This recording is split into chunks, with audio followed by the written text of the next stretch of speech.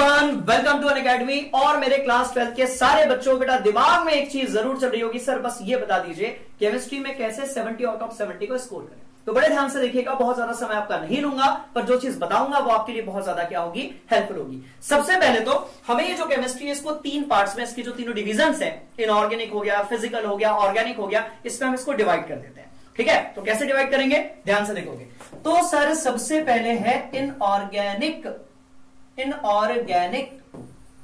ठीक है, इसके बाद है फिजिकल, और सर लास्ट में है हमारी ऑर्गेनिक, राइट, पक्का? हाँ जी सर। अब यदि आप इनऑर्गेनिक को देखोगे ना बच्चों, तो इसके पास में ना दो ही चैप्टर्स हैं, only 2 chapters are given there, only 2 chapters are there. अच्छा, केमिस्ट्री में एक इंटरेस्टिंग कहानी क्या पता है, बाकी सब्जेक्ट के रिस्पेक्ट में सिलेबस बहुत कम है, मतलब यदि आप देखेंगे so only 10 chapters are there. अभी बात समझ में, तो सिलेबस जो है बाकी सब्जेक्ट्स के रिस्पेक्ट में कैसा है सर, थोड़ा कम है, इसलिए स्कोर करना या फिर पढ़ाई करना जो है वो कंपैरेटिवली थोड़ा क्या हो जाता है, इजी हो जाता है। ध्यान से देखिएगा, तो यहां पर आपके पास 2 चैप्टर्स है। फिजिकल की यदि आप बात करेंगे बच्चों, तो यहां पर आपके पास में 3 चैप्टर्स है, और ऑर्गेनिक की यदि आप बात करेंगे तो टोटल 5 चैप्टर्स आर देयर। इसमें भी यदि आप बायोमोलिक्यूल्स की बात करते हो तो भैया वो कोर ऑर्गेनिक केमिस्ट्री का चैप्टर नहीं है, क्योंकि वहां पर उस तरीके से क्वेश्चंस नहीं पूछे जाते हैं जैसे कि बाकी के 4 ऑर्गेनिक केमिस्ट्री के चैप्टर्स में पूछे जाते हैं। एनीवेज, अब यदि हम इसके वेटेज की बात करते हैं तो बहुत ध्यान से देखिएगा, इनऑर्गेनिक इज फॉर 14 मार्क्स, पक्का? हाँ जी sir, inorganic is for 14 marks. हम थोड़ा सा इसको इधर शिफ्ट कर देते हैं भैया, चलो। सो ये हो जाएगा आपका कितने मार्क्स के लिए, 14 मार्क्स के लिए।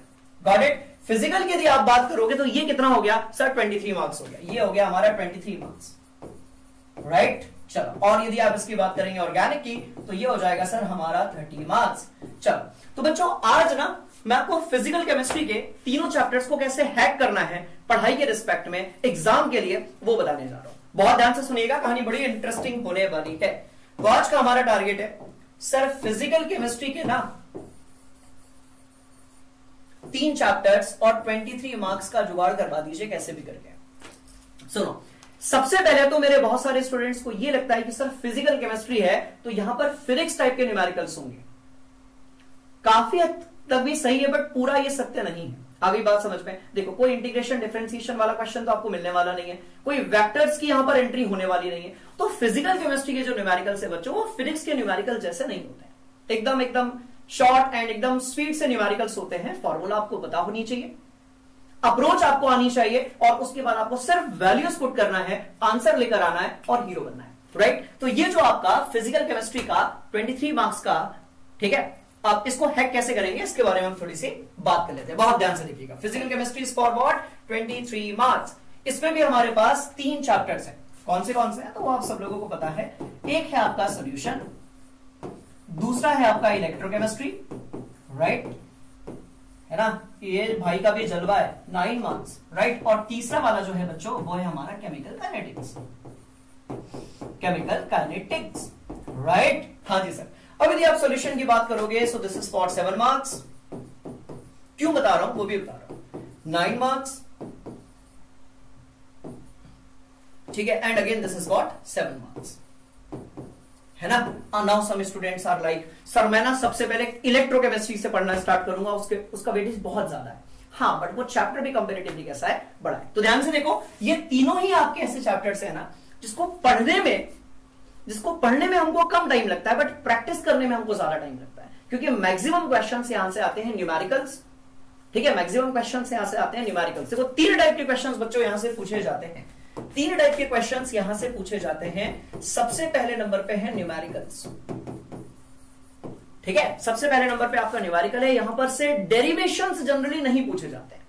जो डेरिवेशंस होते हैं बच्चों सीबीएसई में बहुत ज्यादा नहीं पूछे जाते हैं। जैसे बहुत सारे बच्चे क्या करते हैं ना कि भाई पूरा देखो डेरिवेशन आपको आना जरूरी है बेटा, पर जरूरी नहीं कि केमिकल काइनेटिक्स से इंटीग्रेटेड रेट इक्वेशन का डेरिवेशन ही पूछा जाए, बहुत कम पूछा जाता है। हालांकि अभी तक तो सारे बच्चों ने क्या कर लिया होगा भाई, दिमाग में फिट कर लिया होगा, ठीक है। दूसरे नंबर पे है हमारे पास ग्राफ्स, ये ना मोस्ट इंपॉर्टेंट पार्ट है, राइट। दूसरे नंबर पे आपके पास ग्राफ, और तीसरे नंबर पे यदि हम देखेंगे तो हमारे पास थोड़े से कॉन्सेप्चुअल क्वेश्चंस होते हैं। कौन से क्वेश्चंस होते हैं सर, थोड़े से कॉन्सेप्चुअल क्वेश्चंस होते हैं।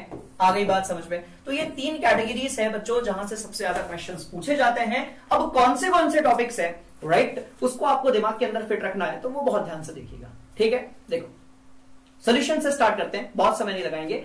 सबसे पहले आप सॉल्यूशन से जो सॉल्युबिलिटी वाला पार्ट है ना, कहां से क्वेश्चंस पूछे जा सकते हैं उसके बारे में बात करते हैं। सबसे पहले आप सॉल्युबिलिटी वाला जो पार्ट है उसको अच्छे से कर लो, वहां से न्यूमेरिकल आ सकता है। थोड़ी कहानी को आगे लेकर चलते हैं। हेनरीज लॉ है, राउट्स लॉ है, एप्लीकेशन देख लीजिए, पॉजिटिव एंड नेगेटिव डेविएशन जो है उसके एग्जांपल्स जरूर देख लीजिए, साथ में जो एजियोट्रोप्स होते हैं उसके भी एग्जांपल्स आप जरूर देख लीजिए, वहां से ग्राफ और एग्जांपल या कॉन्सेप्चुअल क्वेश्चन पूछा जा सकता है।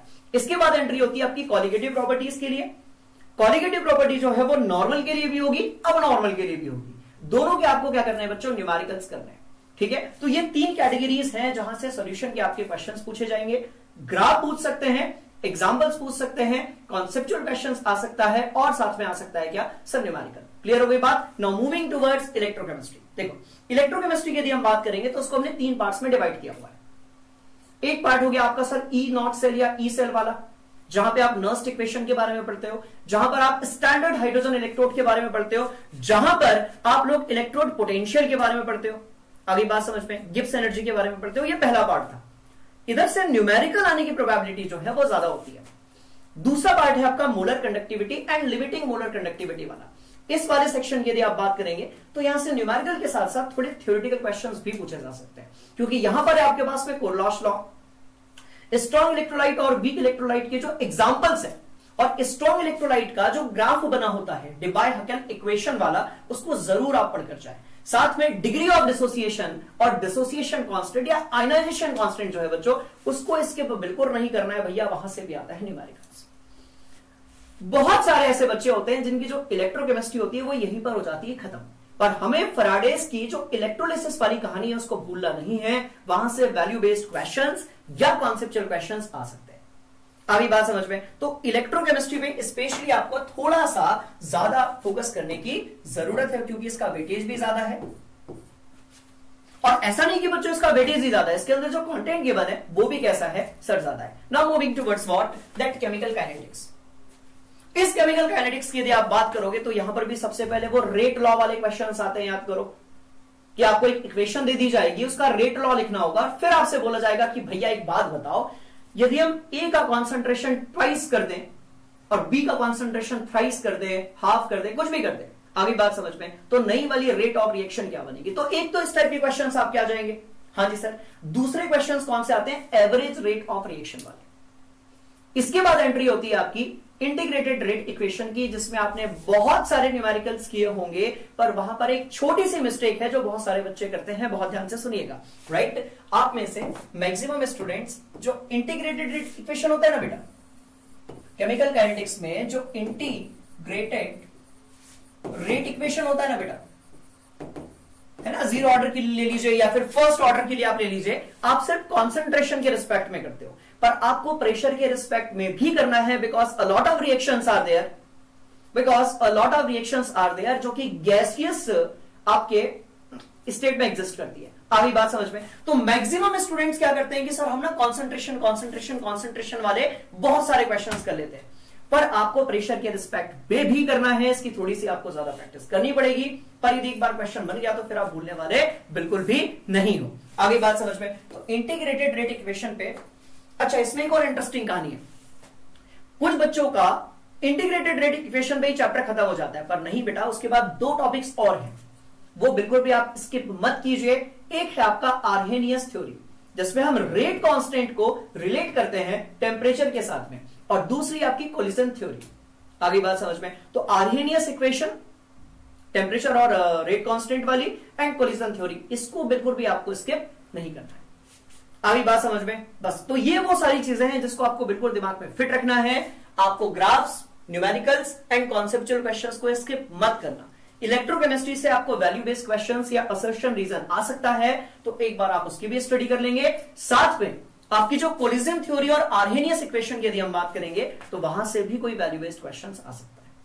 आगे बात समझ में? तो बिल्कुल परेशान होने की जरूरत नहीं है, आप सारे फॉर्मूले देखो। अच्छा, अब आप बोलेंगे सर कैसे करें इन सबको? बड़ी इंटरेस्टिंग कहानी है, कंटेंट लिमिटेड है, क्वेश्चंस की प्रैक्टिस ज्यादा करनी है। तो करना क्या है भाई, सीधी सी बात है, सारे फॉर्मूले को एक पेज में लिखिए, है ना। और कोई master trick, tips, motivation, planning नहीं है बेटा, सिंपल सी कहानी बता रहा हूं, बहुत ध्यान से देखना। सारे चैप्टर्स के सारे फॉर्मूले को एक पेज पर लिखिए, राइट, और ढेर सारे न्यूमेरिकल्स, ग्राफ वाले क्वेश्चंस और कॉन्सेप्चुअल क्वेश्चंस की प्रैक्टिस कीजिए। और कैसे प्रैक्टिस कीजिए, लिख लिख कर, आंसर ला कर।